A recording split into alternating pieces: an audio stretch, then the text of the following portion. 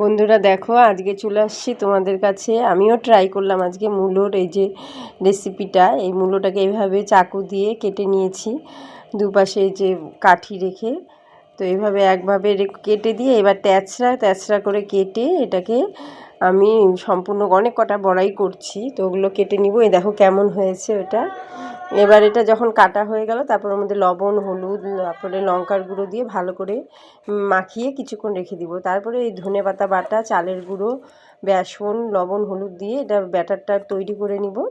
নেওয়ার পরে তেল গরম বসিয়ে দিব। তেলটা গরম হয়ে গেছে, দেখো এর মধ্যে বড়াগুলো এবার দু হাতে ধরে ধরে একটু টেনে টেনে করতে হবে, তাহলে লম্বা হবে জিনিসটা। তো এভাবে ভাজা করে এবার উল্টে পাল্টে নিব। তারপর একদম কম আঁচে করতে হবে কিন্তু এটা। দেখো কি সুন্দর স্প্রিংয়ের মতো। কেমন খাচ্ছ মূলার বড়া? কিসের বড়া খাচ্ছ বলো তো? মূলা মূলা মূলা ভালো হয়েছে? খুব ফাইন হয়েছে। আচ্ছা, দারুণ টেস্ট। কি কি দিয়ে খাচ্ছ দেখি একটু থালাটা। এটা হলো ভর্তা, বেগুনের ভর্তা।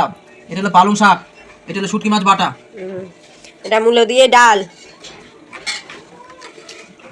আর ফুলকপি রসা। কত পদ লাগে।